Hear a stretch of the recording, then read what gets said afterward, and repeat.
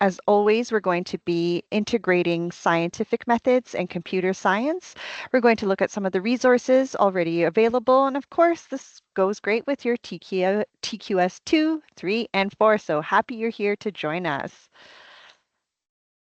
So as you can see from Edmonton Catholic's suggested pacing, we have January and February allotted for space. Now you'll notice space isn't the largest organizing idea.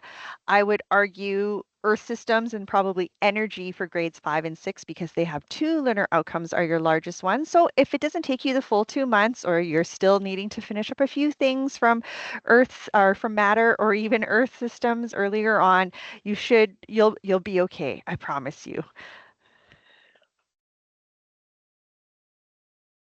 So here was our 1996 Sky Science that used to live in our grade 6 curriculum. I wrote out here those red circles are obviously pieces that are no longer at all in our curriculum. So we're not needing to plot the movement of the sun over the course of the day with a shadow stick. That is gone. Um, we are not needing to measure the angle of the sun from the horizon. That is gone now too.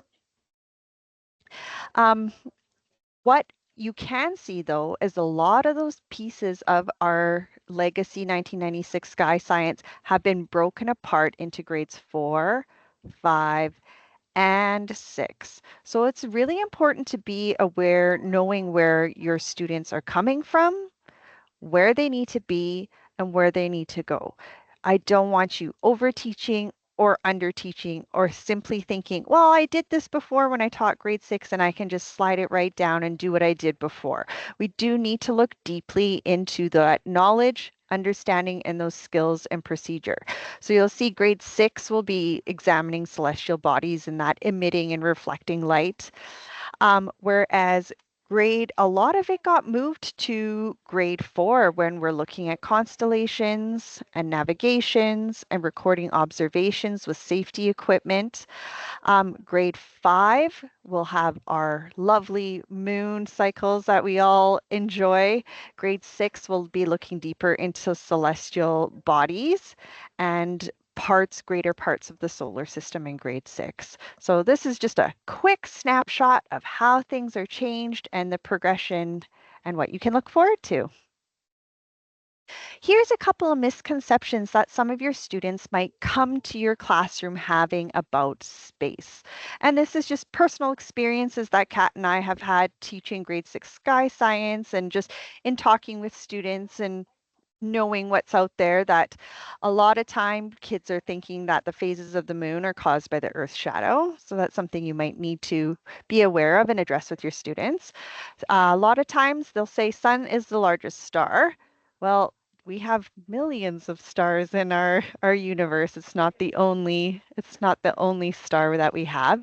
A lot of kids come with the misconception that the moon produces our light, that there's no gravity in space or that there's no gravity on the International Space Station. So we need to maybe have some conversations and explore some of that. That the planets are stationary or the planets are in perfect orbit are some misconceptions. And then even that there's going to be a few misconceptions about the sun's movement and even rotation and tilt of the Earth. And that's all in our curriculum across the grades that we will be aware of.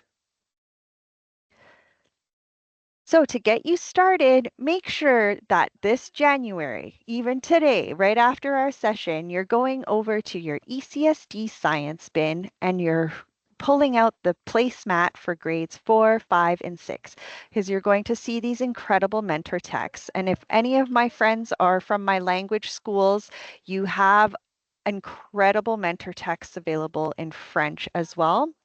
A lot of them were chosen for diverse representation, such as the Neil deGrasse Tyson one and Hidden Figures. But you also notice in space how many indigenous cusps we have.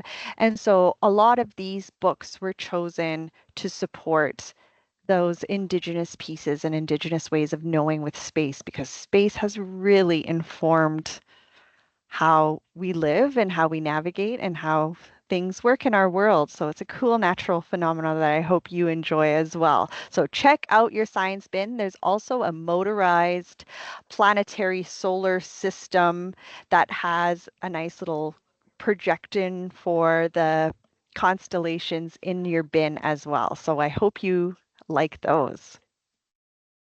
Let's start diving into what other resources that you have. Of course, on our pacing guides, you'll find space in January and February for grades 4, 5, and 6. We always have in the middle section, that's where you're going to find the curriculum crates and any resources Kat and I have made or vetted things. But at the bottom, where I have that green circle, that's going to be all your extra pieces that weren't created by Kat and I, but are amazing supporting resources, such as NASA, Let's Talk Science, PBS Learning Media, a whole bunch of other things. So make sure you always scroll to the bottom of that science pacing guide because there's going to be additional Pearson literacy readers, EPIC readers, all sorts of things on there to support you. So be aware that even though that part's not made by Kat or I through ECSD, those are great supporting resources for you there. Two, to a launching point is always our Discovery Education resource boards, which can be found on the pacing guide, on your Rocket resource poster, or even in your ECSD global navigation bookmarks. Then two, on our science SharePoint page, when you go to your grade level, you'll see that you can go straight into the organizing idea. And in that space area, on that space button, you'll find anything created by Kat or I, or that we've modeled in classrooms, or that we've assembled or collected. And so if you just want to go straight into there, you're also welcome to access and see all the same resources that we see. Any questions about where to start with looking at resources? Okay, you're probably pretty familiar with all the things that ECSD has. You'll also notice on the pacing guides that there are amazing and varied gizmos for space. We might have been using gizmos and other organizing ideas, but look how many are available for space. We have Solar System Explorer, seasons around the world, summer and winter, phases of the moon, eclipses, which are all curricularly connected. But the reason why Kat and I love them is because students can fiddle with them and engage and ask their wonderings, but the data presented in the charts and graphs are amazing. So make sure you find the ones aligned with your curriculum and check them out. And check out the data that goes with them. If you're not familiar with Explore Learning, please send Katarina or I an email and we will help get your Explore Learning account set up. But many of those gizmos can also be accessed through the pacing guides and through New Learn Alberta. Now, because space is so engaging, there are lots of opportunities for great videos and virtual field trips. So some of our favorite places that we have located these great things is Coyote Science. It is a Canadian Indigenous production all about space. So linked there is episode 3, Cosmos and Astronomy. Uh, Also, I'm sure many of you have heard of Wilfred Buck. He presented at GETCA last year. He'll be presenting again this year. He was also at the ATA Science Council, and he's been around and is going to be around for a while because he's such a leader within Canada with regards to Indigenous sky science. And so his website, he's reading the books. He's taking you outside. It's beautiful to hear a lot of those Cree names for our stars and our constellations. So make sure you check that out. And his book, Tipiskawi Kisik, is in your ECSD science bin. Then two linked here is NASA. NASA has a plethora of virtual field trips that you can engage with your students. And then even the University of Calgary has the Rothny Astrophysical Observatory that has like a virtual field trip for you to engage with. So here's a couple of great ones that you can check out.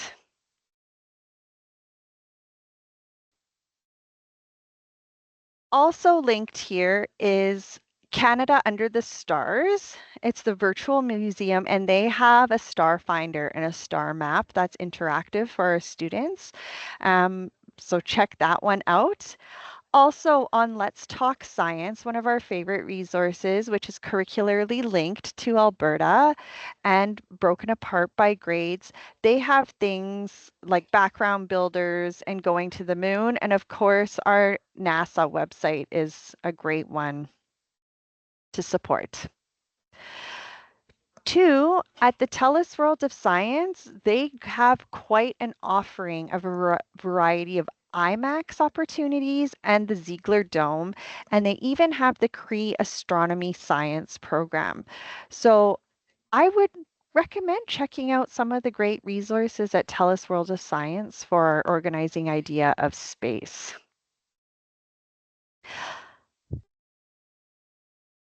Let's go deeper into some of the cusps.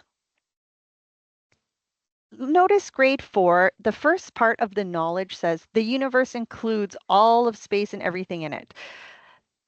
We're just letting students know that. Grade 6 is where we're going to go deep into like the Kuiper belt and all the comets and the asteroids and all do a deep, deep dive into all the planets. You're just introducing that concept that like we are part of a bigger system in grade 4, but that small piece of knowledge is not something that we're deeply involving and building out with our class. You'll notice over in the skills and procedures that it's record, compare, and compare. And then it tells us what we're going to be recording, comparing in the knowledge. It'll be moon, sun, stars and their planets, planets and their moons.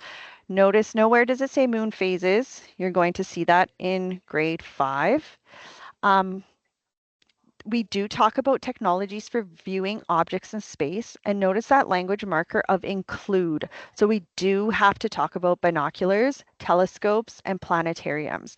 It's awesome opportunities for computer science. Notice in grade 4, your computer science, it's all design cycle and construction of artifacts and giving feedback and talking about procedures with designing artifacts. So what a great opportunity you could have to maybe try out some binoculars, build a student version of a binoculars or telescopes or even a planetarium and see how that goes. We do talk about safety as well. And there's a great opportunity there to build safe sun viewers. And we have those linked in pacing guides, and you can always shoot Kat and I an email about how to make safe sun viewers that you can take out at recess time to safely watch the sun, and why do we do that.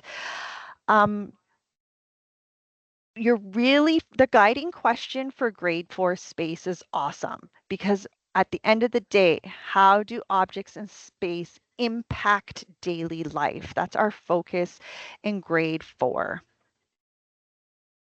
There's a additional, oh, this is great.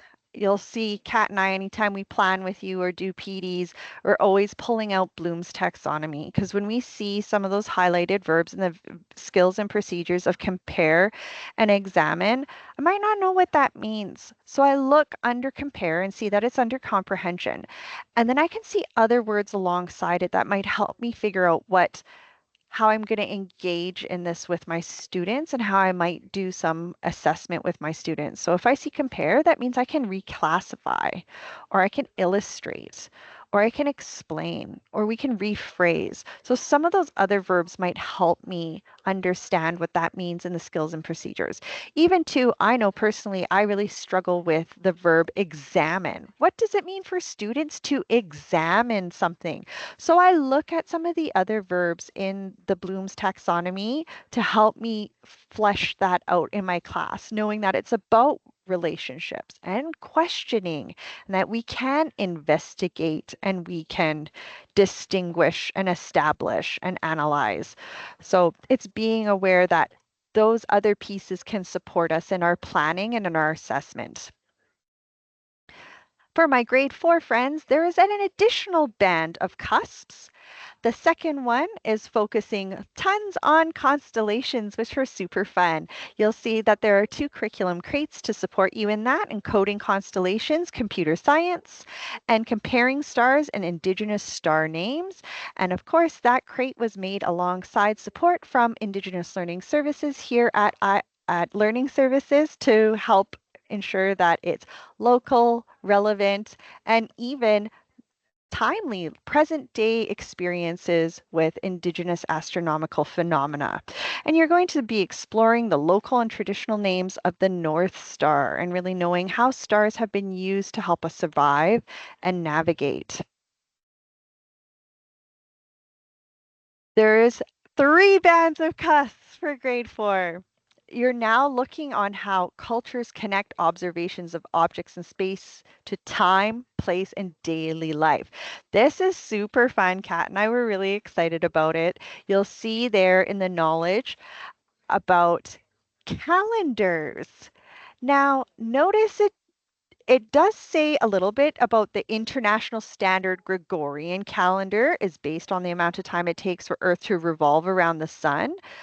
But there's a variety of calendars that we could compare and contrast. And as Kat just put in the chart, it's super timely because Lunar New Year is coming soon. So there's amazing connections that we can make there. But be aware that there are the Jewish calendar, Islamic, Chinese, Julian calendar. Comparing and contrast, why do we have those?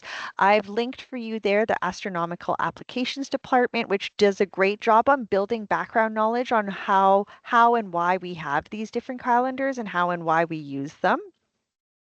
There's a great way to launch a scientific methods inquiry cycle with this. Why do even different calendars exist? We can totally go through, ask those questions, collect that data, form conclusions, and engage in that inquiry cycle. You'll notice that in the skills and procedures, we have represent, and notice it says local area. All along through all of our organizing ideas, whether it be earth systems or living systems, you'll find that our science curriculum really emphasizes local, local, local. And so looking at how space is influencing us here in Edmonton and discussing similarities and differences between lunar calendars and international standard calendars. So that means we do need to compare and contrast there. So grade 4, 3 bands of cusps, super fun for space. Now notice you're like, wow, this is new. Kids won't have the background knowledge. Well, they do. We know that our science curriculum is truly a spiral curriculum. Notice here in grade 2, Earth systems, we see describe the relationship between time and Earth revolving around the sun. Represent ways that Earth's rotation connects to patterns of day and night. They will have some background knowledge on that. So it's our duty and our responsibility to support students in activating that background knowledge and seeing what vocabulary that they already come with and leverage that. So as you'll hear Kat and I always say, like explore before explain. Do a PWIM, see what they have some fun with images from the knowledge, and we can do some fan and picks and see how children are talking about those pieces in our curriculum.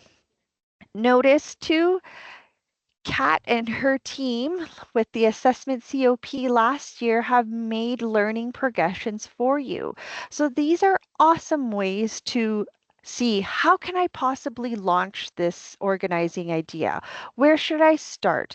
Even having some of the order. You might not want those bands of cusps in that particular 1, 2, 3 order that I just discussed them in. Maybe you want to start fresh off this new year with calendars since it is a new calendar year. So you can decide, and these progressions can help you. And what we always love about them is they have those evidence of learning in there and some of those pieces that can help you with your formative assessment and Of course, learning intentions and success criteria. We can never stress enough how much that helps us and with student clarity too. Why are we learning this? How are we going to learn this? It really helps our students. So check out that grade 4 learning progression. Now we're on to grade 5. Grade 5 differs from grade 4 in that there's only one band of cuffs and one understanding for space. And it's how is astronomical phenomena, and you're going to use that word phenomena, inform daily living. Notice I have a lot of highlighted include that language marker in our knowledge. So you must talk or connect, describe, analyze seasons, which they'll have tons of background knowledge on, moon phases, lunar and solar eclipses, equinoxes and solstices, length of day and night, and auroras.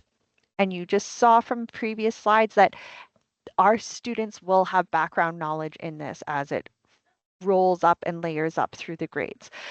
Also, an include, we have astronomical phenomena can be represented in various ways that connect to daily life, including calendars, cycles, stories and legends, artifacts, models, and digital simulations.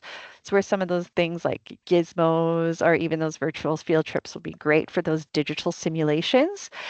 And then observations and interpretations of astronomical phenomena can be applied in various contexts, include planting and harvesting crops, and include hunting. We'll notice in a lot of our Indigenous sky science texts that the stars and the moon phases helped us know when are the best times for hunting. So make sure you're leveraging those great mentor texts. They will know some information about calendars from grade 4, but because this is grade 5's first year with space, there might be a little bit of a gap this year with that background knowledge. So we might need to fill that in. Oh, Kat, can we just go back one little bit? Um, when we're talking about cyclical changes and solar eclipses and auroras, there's awesome opportunities for art and for coding.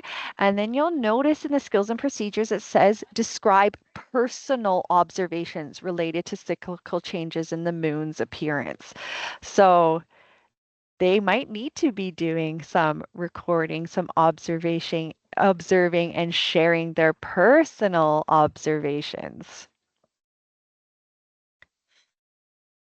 Once again, there is a lovely learning progression for grade 5, so we have some of that planned out for you. So check those out. There's teacher slide decks, single point rubrics there for you to help you with space. On to grade 6. We see that word celestial bodies showing up everywhere on there, and we're going deeper into the whole solar system. We're going to need a few research skills with our grade 6 students here. Notice it includes sun, planets and their moons, dwarf planets, asteroids, comets, and meteoroids. So we do need to talk about those. And 2, it says in the skills and procedures that we need to name and order the planets of the solar system. We do need to talk about classification. We need to represent and describe characteristics of celestial bodies. When we see that, there's awesome opportunities once again for coding or for makerspace where we can be constructing things.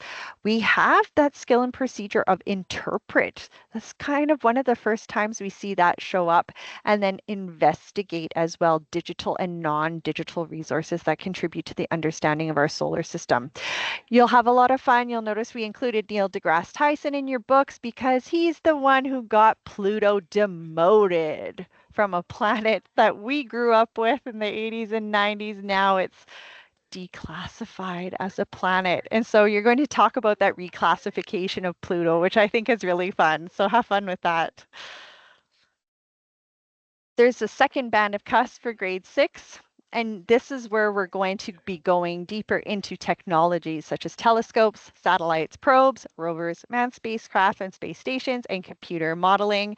It defines in our knowledge what all of those means.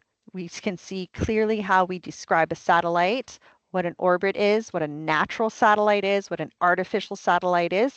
We do, speaking of artificial satellites, ones that we constructed, you do need to talk about the X Alta one. We have things linked in the pacing guides from the University of Alberta to support you with that. And there it is there, the Faculty of Science. You're going to be identifying and doing a lot of comparing and contrasting. And what's really fun is discuss potential personal, societal, technological, and environmental barriers to living and working in space. Imagine if you got stuck like those poor people on the space station for so many extra months. What would life be like? We have many relevant, timely examples of how difficult it is to get to space. I mean, we're working on Artemis now, trying to populate Mars and the moon again. So there's so many current events that can support us with those wonder questions. And of course, linked here is my favorite, Chris Hadfield, our famous Canadian scientist hero, and what life flow is like for him on the International Space Station. They're really nice, they're really short, they're from the Canadian Space Agency, so you know they're good. And what an awesome way to provocate our kids and ask some of those great questions. Here is your grade 6 learning progression. Make sure you check it out as there's great things to support you in your planning there. And of course, if you ever want a buddy with planning, Kat and I are happy to come out and support you and talk you through or even model some lessons or some of those great computer science or scientific methods connections into your space curriculum. Additional resources beyond Edmonton Catholic. I saw in the chat, yes, do check out Edwin if you do have licensing and access to Edwin. Edwin, of course, has great pieces for space grades 4, 5, and 6. But we also have the Alberta Professional Learning Consortium, which used to be Edmonton Regional Learning Consortium. And they have a whole bunch of pieces here, like you can see, grade 4 space connections to computer science, planning with the new curriculum. So there's lots of great pieces there should you wish to investigate some of those slide decks and recorded presentations from APLC.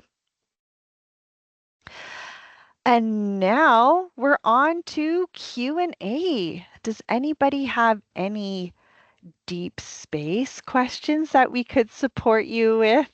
Try to go through a few misconceptions and where you can tie in some pieces, but unmute yourself or type in the chat. And I, at this time, will stop the recording.